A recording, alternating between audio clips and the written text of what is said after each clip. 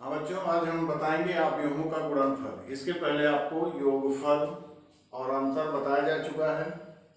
आव्यूहों का गुणनफल, दो आव्यूहों ए और बी का गुणनफल ए बी तभी ज्ञात किया जा सकता है जब आव्यूह ए में स्तंभों की संख्या बराबर आव्यूह में पंक्तियों की संख्या। कहने का मतलब ये हुआ कि आव्यूह ए में स्तंभ जितने हैं उतनी ही पंक्तियां आव्यूह में हैं, तभी आव्यूह का गुणनफल संभव है, नहीं तो आव्यूहों का गुणनफल परिभाषित नहीं है। अगर ये शर्त फॉलो करते हैं तब तो आव्यूह का गुणनफल होगा, अर्थात आव्यूह ए में स्तंभों की संख्या आव्यूह बी में पंक्तियों की संख्या।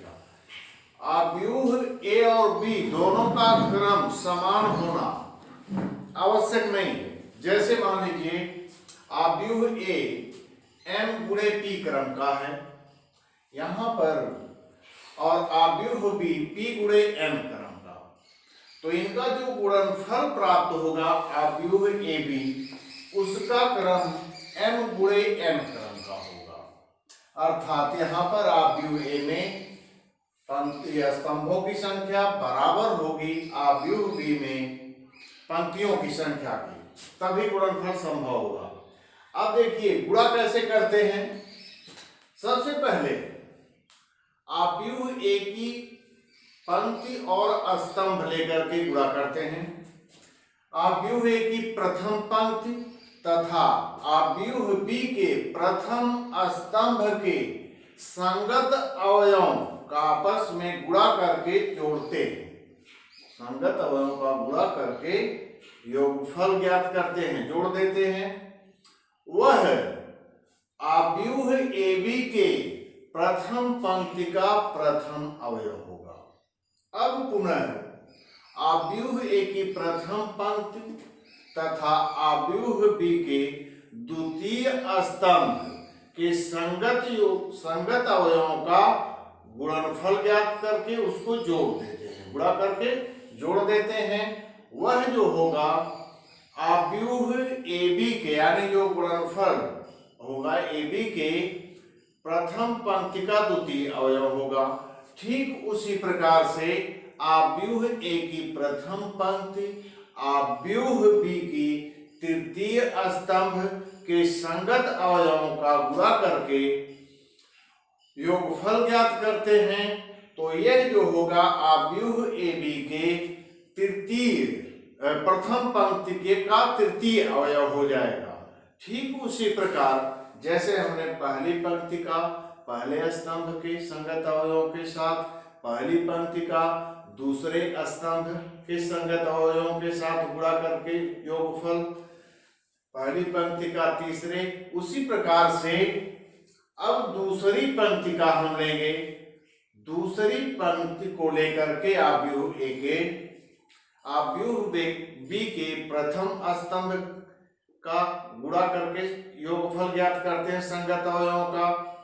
फिर इस प्रकार से जो गुणनफल प्राप्त होगा वह आव्यूह ए बी के दूसरी पंक्ति का प्रथम अवयव होगा। यही क्रिया बार बार दोहराते हैं। चलिए हम उदाहरण एक लेकर के आपको बताते हैं कैसे इनका गुणनफल किया जाएगा, तब आप लोगों की समझ में आएगा। देखिए एक सवाल ये, यदि ए बराबर 6 9 2 3, इसका क्रम है 2 गुणे 2 का,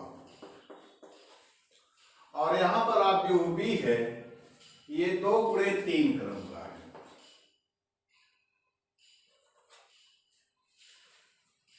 यहां पर हमको ये देखना है कि पहले ये चेक करें कि दोनों आव्यूहों का गुणनफल संभव है कि नहीं। गुणनफल हमने पहले बताया कि संभव तभी होगा जब आव्यूह ए में स्तंभों की संख्या बराबर होगी आव्यूह बी में पंक्तियों की संख्या। तो यहां पर हम देख लिए इसमें स्तंभ 2 हैं, यहां पंक्तियां 2 हैं, इसलिए ए बी यानी दोनों आव्यूहों का गुणनफल संभव है। अब देखिए ए बी इक्वल टू,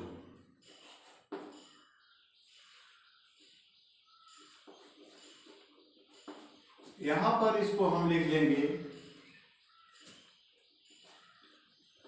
6923 into 260798। हमने बताया था सबसे पहले आव्यूह के पंक्तियों की संख्या, पंक्तियों के संगत अवयवों को आव्यूह बी के स्तंभ के संगत, प्रथम स्तंभ के संगत अवयवों का गुणा करके जोड़ते हैं। अब यहां पर हो गया इस प्रकार से 6 गुणे 2, 6 दूनी 12 धन 9 गुणे 7, 9 सत्ते 63। ये हो गया पहला। अब दूसरे के लिए इसका इसमें फिर गुणा करेंगे, दूसरे स्तंभ को अब लेंगे। तो यहां पर हो गया 6 गुणे 6 36 प्लस 9 9 81। पुनः तीसरे स्तंभ से पहली पंक्ति का करेंगे। 6 0 0 हो गया यहां पर और 9 8 72। अब ठीक यही क्रिया हम दूसरी आव्यूह ए के दूसरी पंक्ति को लेकर करेंगे। 2 दूनी 4, ये दूसरी आव्यूह ए बी के दूसरी पंक्ति का अवयव होगा। 2 दूनी 4 यहां हो गया और प्लस 3 सत्ते 21। अब यहां दूसरे स्तंभ में 2 6 12 और 3 9 27 प्लस 27, 2 0 0 और 3 8 24। अर्थात ए बी जो हो गया, अब इसी को हम जोड़ देंगे सर। 3 2 5 और 6 1 7 75, 6 1 7 और 8 3 11 और यहां पर 72, 21 4 25, 7 2 9, 2 1 3 39। ये हो गया और यहां 24। इस प्रकार से ये आपका गुणनफल। अब ये देखिए 2 गुणे 2 क्रम का था और यहां पर 2 गुणे 3 क्रम का। अब हमको जो आव्यूह मिला 2 गुणे 3 क्रम का, यानी इसमें 2 पंक्तियां और 3 स्तंभ हैं। ये इस प्रकार से गुणा किया जाता है। दूसरा प्रश्न, यदि ए बराबर आव्यूह ए दिया गया है और आव्यूह बी दिया गया है, तो हमको दिखाना है, दिखाइए कि A B equal to B A. ये हमको सिद्ध करना है। सबसे पहले ए बी हम ज्ञात करते हैं। ए बी, यहां पर दोनों आव्यूहों को हम लिख लेंगे। 1 3 -1 2 2 -1 3 0 -1 और बी को यहीं पर लिख लेंगे। -2 3 -1 -1 2 -1 -6 9 -4। अब पहली पंक्ति और दूसरे आव्यूह के पहले स्तंभ के संगत अवयवों का गुणा करेंगे। ये इक्वल टू हो गया, इसको देखिए ध्यान से, 1 गुणे -2, तो यहां हो गया -2 प्लस 3 गुणे -1 -3, यहां पर माइनस है, यहां प्लस है। अब तीसरे अवयव का -1 गुणे -6 प्लस 6, ये पहले स्तंभ में हो गया। ठीक पहली पंक्ति के प्रत्येक अवयव का दूसरे स्तंभ के साथ यही क्रिया। 1 गुणे 3 यानी 3 हो गया, 3 गुणे 2 3 दूनी 6 प्लस 6 माइनस 1 गुणे 9 माइनस 9। अब तीसरे स्तंभ के लिए -1 -3 3 गणन 3 प्लस 4।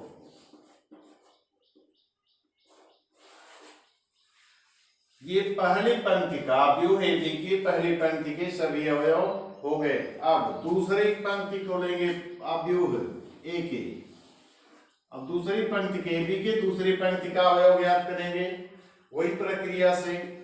2 दूनी -4 फिर 2 एकरण -2 यहाँ क्योंकि यहाँ माइनस है -2 -1 इंटू -6 प्लस 6। अब दूसरे स्तंभ से 2 3 6 2 दूनी 4 9 एकरण 9 -9। अब यहाँ 2 एकरण 2 -2 यहाँ भी -2 प्लस 4। अब तीसरी ये भी की तीसरी पंक्ति का अवयव 3 दूनी -6 प्लस 0 प्लस 6। अब दूसरे से करेंगे 3 त्रिका 9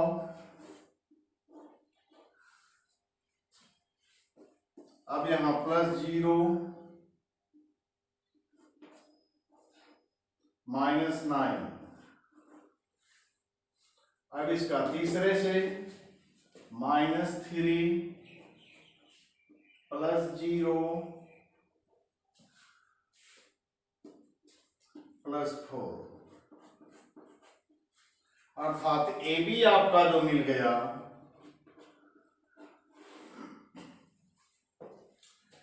3 2 5 ये निगेटिव है, 6 में से 5 जाएगा 1 पहला ये 1 हो गया। 6 3 9 में से 9 जाएगा जहां 0 3 1 4 प्लस 4 यहां भी 0 हो गया। 4 2 6 प्लस 6 ये भी 0। 6 4 10 10 में से 9 जाएगा 1 यहां पर 0। 6 - 6 0 यहां पर 0 यहां 1। ये आ गया ए बी। ठीक उसी प्रकार से अब हम बी ए करेंगे।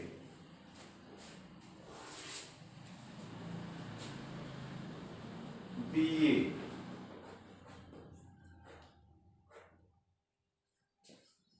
अब बी को हम पहले लिख लेंगे।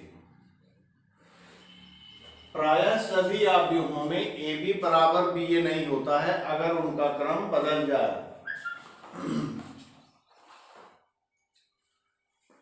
-2 3 -1 -1 2 -1 -6 9 -4 और a 1 3 -1 2 2 -1 3 0 -1।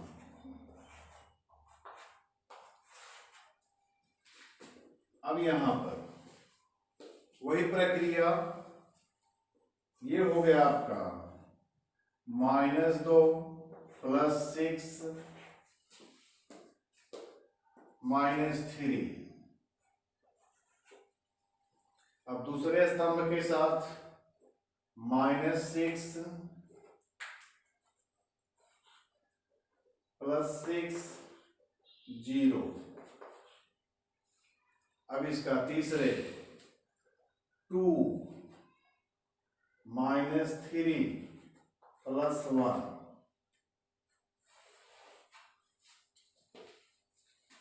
-1, इसका इसमें गुणा, फिर 2 का यहां पर +4, -1 इंटू 3 -3,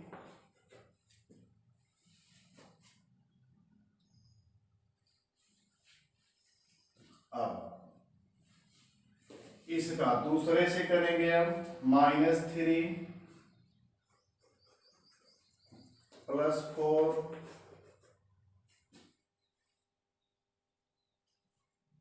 +0। अब इसका तीसरे स्तंभ से +1 1 -2 +1। अब आइए तीसरी पंक्ति से करते हैं यही प्रक्रिया, -6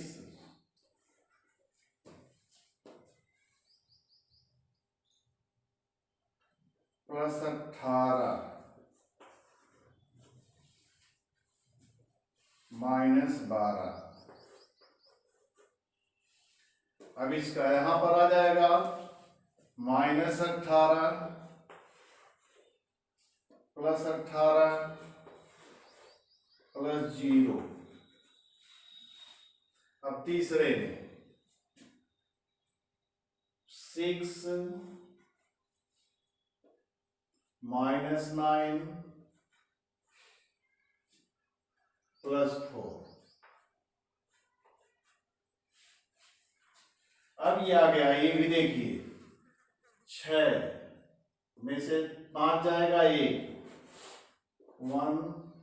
यहां पर 0, यहां 0, 2 1 3 में से 3 गया 0 0 1 0 0 0 1, यानी एक का याव्यूह आया। AB का भी हमने गुणा किया, तब आया BA, यानी क्रम बदल करके तब भी वही आया। इससे प्रूफ हो गया AB = BA, AB = BA इकाई।